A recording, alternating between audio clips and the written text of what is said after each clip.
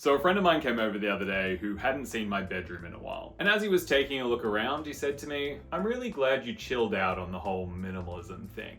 And honestly, I was a bit like, I don't think there's that much of a difference. I don't think my room has changed that much. So I said to him, "How so?" And he said, it's nice to look around your room and actually see some aspects of your personality. And you know what? To be fair, I get what he means. If you go to somebody's house for the first time and you see a book on their shelf that you've read before and you really enjoyed, or a movie that you really like to watch, and you're like, "Oh my god, this book/movie.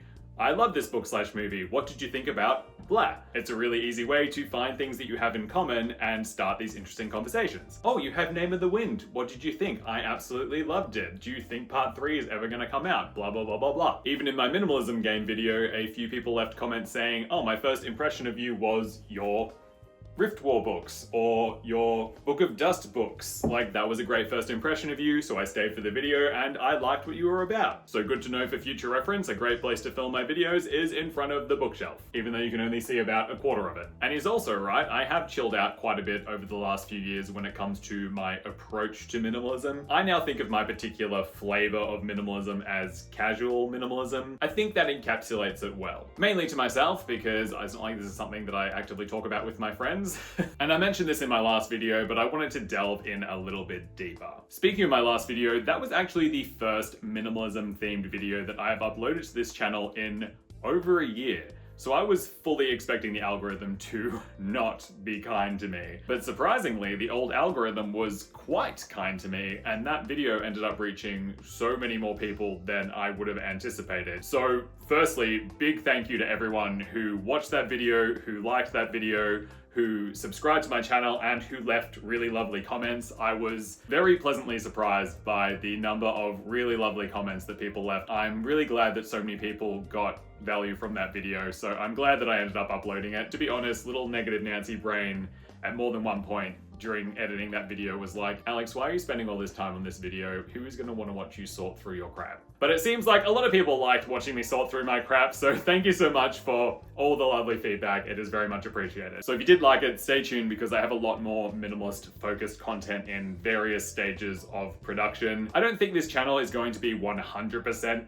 only minimalism, but I do think that it's going to be a strong recurring theme in a lot of videos. So for that reason, and because I want to make sure that I'm portraying myself as authentically as possible on here, I wanted to make this video as an update for how I currently approach minimalism and what that realistically looks like. So for a while, I did go really hard with minimalism, and I think my goal was that stereotypical minimalist life, having only the bare essentials, never impulse buying anything, the sparsely furnished apartment, the whole shebang. That seemed like a great thing to strive toward. But now I think my goal with minimalism is to only own things that I really, really like or that serve an important purpose. I still use a lot of minimalist rules, principles, ideas, but I just don't stick to them 100% religiously. I think they're more useful in terms of giving perspective. And honestly, I'm a lot happier now with this casual approach to minimalism. When I was trying to be really strictly perfect minimalist, I don't think that was the best for my brain. I remember when I was right in the middle of my transition from maximalist to minimalist, I was living with two housemates and we had these 2 deep noodle bowls. This is relevant to minimalism, I swear. I used one of these bowls every morning to make protein oats for breakfast, because they had these nice high walls, so when you're mixing the protein in, it doesn't get everywhere. Our other bowls were quite shallow, so they were really rubbish for trying to mix in the protein. It made a mess. But one of my housemates also really liked using these bowls, so I was constantly taking one out of the dishwasher to hand wash it so I could use it for my breakfast. And during this time, I went to the supermarket and spotted these exact same bowls. $4 each, same color, same brand, everything. $4. And I thought, beauty, I'll buy 2 more of these, I'll have 4 bowls in total, and that'll give me a bit more leeway with my housemate. We can both use the bowls without me having to hand wash them so much. But then I thought, but you're literally trying to minimize things. Why are you buying new things? Yeah, but these are gonna make things a lot more convenient. Yeah, but we're trying to have less stuff. Is hand washing really that bad? Well, I think for $4 each, they're probably worth the time that I'll save hand washing. The price is irrelevant. You're trying to have less stuff. Yeah, but I do think they would be more convenient. They're not going to take up that much more space. But you've already got so many other bowls. And I was actually getting quite stressed out about this because I was just standing there in the middle of the supermarket holding these bowls, going like, oh,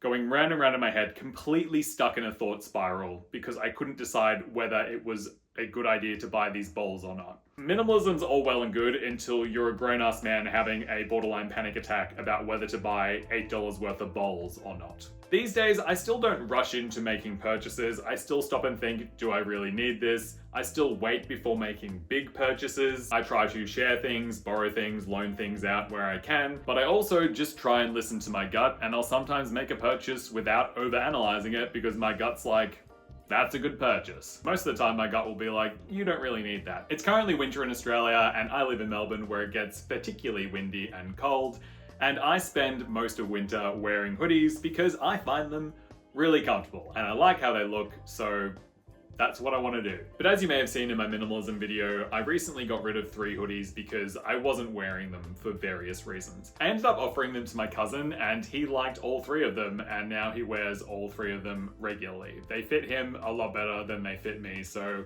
that's a win. But I pretty much exclusively wear this hoodie and a purple hoodie because they're the 2 that are most suitable for public use. Luckily, my work is really chill about what we wear to work, and I often wear this hoodie to work. I do have a couple of older hoodies that I wear to the gym, but they're really only suitable for the gym. I'm going to wear them till they fall apart. So I thought maybe instead of just wearing the same 2 hoodies on repeat, I'll throw a 3rd one into the mix, spice things up. So I summoned up all my energy, steeled myself, and went shopping, because I bloody hate shopping, and I tried on some hoodies, and honestly, they just weren't a fuck yes. But while I was there, I spotted some t-shirts, and I really liked how they looked. So I tried some on, and I was in the changing room, and I was like, these are a fuck yes. So I bought 2. These tees in 2 very similar shades of grey. Did I need any more t-shirts? No. Did it feel particularly minimalist buying new t-shirts? No. But I love how they look. I love how they feel. They're this really great stretchy material that is just super comfy. And honestly, they're just a grey t-shirt, but for some reason, they're my absolute favorite tees now. And I probably wear them a little bit too much. And there are very few clothes that I would have this much of a positive emotional reaction to. I could have followed some of the minimalist rules with this. I did think while I was in the store, should I give this a week and cool off on it and see if I still want to buy them in a week's time? But in all honesty, again, I hate shopping so much. I was like, I do not want to have to come back here in a week when I'm already pretty damn sure that I love this t-shirt. So I just bought them there and then. Now, that being said, I could not tell you the last time that I impulse bought an item of clothing. So in the very rare occasion that something like this does happen, I feel pretty confident in trusting my gut and knowing that it is a good option. As Amber Ambrosia commented on my last video, minimalism isn't about holding other people to some arbitrary standards. It's what works for you. Like anything you see on the internet, you don't have to do it 100% word for word. You can take the information and adapt it in a way that works for you. Sometimes I look at the things that I own now and I think, that does not feel very minimalist. But then when I think about the stuff that I used to own, all this stuff, all of it here, is just the stuff that I'm eBaying. It's not the stuff that I'm donating or thrown out. I feel like an extreme minimalist. And to me, that's what it should be about. It shouldn't be about being in competition with other people on the internet about who has the least amount of stuff or who's following the rules the most strictly. It's about making positive changes in your own life that are relevant to you. For me, decluttering 75+% of my unnecessary crap and being much more intentional with the purchases that I make has meant that my brain is much happier. I have saved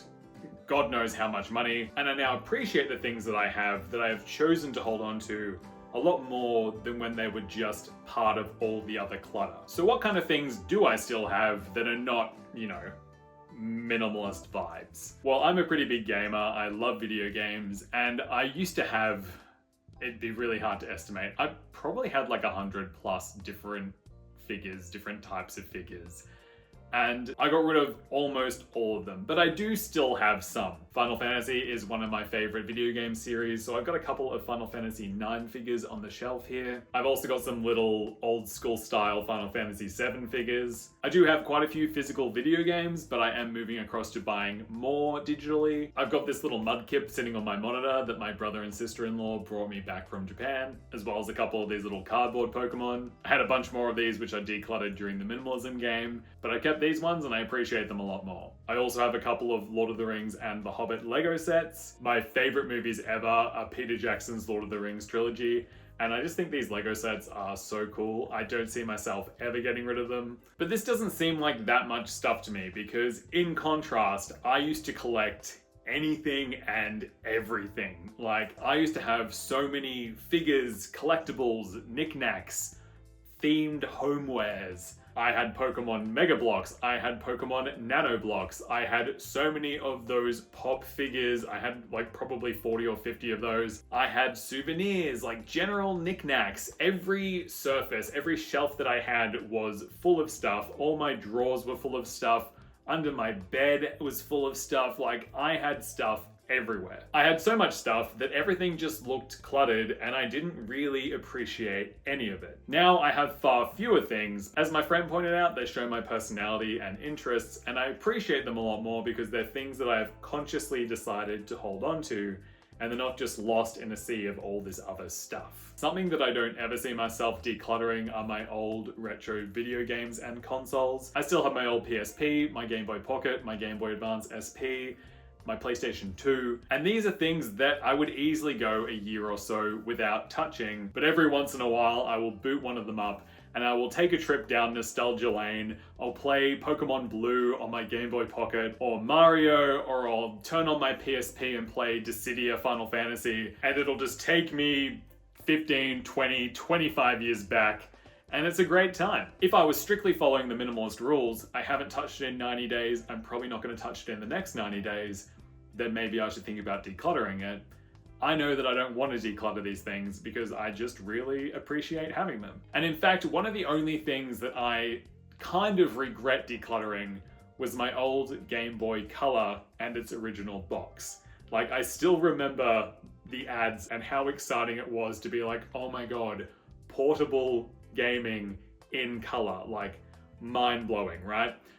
That's how old I am. I mean, I was a small child at this time, but still, that is the console that I played Pokemon Silver on, which is still one of my favorite games ever. And during my massive declutter when I first moved back from England, I decided to sell it because I thought, realistically, I've got a Game Boy Pocket, I've got a Game Boy Advance SP, I don't need a Game Boy Color as well, which is technically true, but there's just something a bit sad about the fact that I got rid of this console that I spent so much time with growing up. But maybe it's a good thing I got rid of it because I could probably never do it again these days. And of course, the minimalist mindset doesn't apply to just physical possessions. Something that I really try to live by is if it's not a fuck yes, it's a no. Obviously, this does not apply to all situations. Paying bills, paying taxes, not going to jail, that's a fuck yes. But practically this looks like if I'm playing a video game or I'm reading a book and I've given it a good go and I'm just not vibing with it, I don't have to finish it. Which was difficult to wrap my head around as somebody who was raised to finish what I start. But acknowledging when something just isn't working for you and making the conscious decision to let it go, I think is a very important skill to develop. And it is something that I'm still working on. Because realistically, we are never going to have enough time to do all the things that we want to do.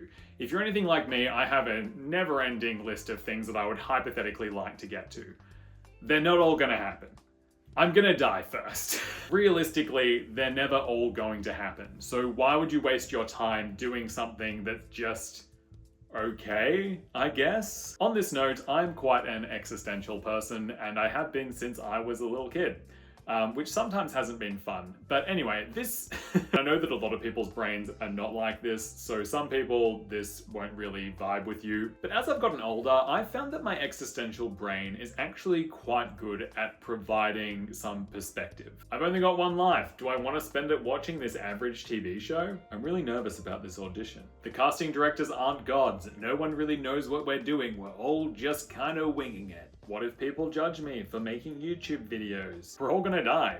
Who cares? Perspective. Something that I have really struggled with in the past as somebody who has approximately 1,000 interests is deciding what to prioritize. I obviously make videos here about minimalism, but I've also made videos on travel. I've made videos on TikTok about science because my first undergraduate degree was in science. I also quite like gaming, and I've made quite a bit of gaming content over the years. I'm also an actor, and I'll have all these plans for my day, and then like 4 auditions come through all at once after not having an audition for a month. And then I have to do those, and everything else gets pushed aside. At any point, I should probably be taking more acting classes to fine-tune my skills, and I'd like to be improving my editing skills. And that's just my creative stuff, because I've also got my day job. I've got social commitments. I want to become fluent in German. I've been learning Japanese for about 6 months. Like, there's a lot of competing priorities. But I've always found it really difficult to know what to focus my energy on. But I was also putting myself under a lot of pressure to make the right choice. And I thought that I could think my way to the right choice. So I would start one project, I get partway through, and then I'd start to feel like maybe this wasn't the best idea, maybe this other idea is better. So then I'd start that and I get partway along with that, and then I'd have some sort of doubt about whether it was actually interesting, and I'd move on to something else. And it's definitely a work in progress, but something that has really helped me in this regard was an interview that I heard with Oliver Burkeman. And the main takeaway that I got from this interview with Oliver is that we are never going to have enough time to do everything that we want to do. And the only way that we're going to make meaningful progress on anything is by actively avoiding everything else. And again, this is a work in progress for me, but for example, after I finished my last video, I looked at the list of possible video ideas that I could make. I landed on this one, so now I am making this video, and I'm not going to move on to another video until this one is finished. And honestly, I've thought a few times, should I have done this video first? Is this the right decision? But there is no right decision. Just make the content, put it out there, and then move on to the next thing. Oliver talks a lot about accepting our own finitude, and I think that is a tough pill to swallow. We are finite human beings, and we can't do everything as much as we'd like to. So we have to prioritize and just do some things so we can actually do them properly. In the time that I've been trying to do this and finish one project, move on to the next project, it has felt good actually getting things done instead of constantly jumping around and wasting a lot of mental energy trying to figure out the right decision when there probably isn't one right decision. To summarize, I think minimalism is great for keeping things in perspective, but that doesn't mean that you have to follow all of the rules religiously. I think a lot of people immediately dismiss the idea of minimalism, either because it seems too extreme or because they think it's more like an aesthetic thing, which is a whole other conversation that I won't delve into right now. But just before recording this, I saw a video from Matt Diabella talking about this exact thing, so you can go check that out if it interests you. But it really does not have to be this extreme thing. If more people just dipped their toe in and tried some aspects of minimalism, and that led them to consuming 10-20% less meaningless stuff that they didn't need anyway, then that would make a pretty big difference. Well, if you made it this far, thank you for listening to my ramblings. You can click on the face to subscribe to my channel, or you can check out another video that the algorithm thinks would be a good fit for you, and I'll see you next time. I do not remember when I put this in here. It would have been years ago. This video just made me $100 dues.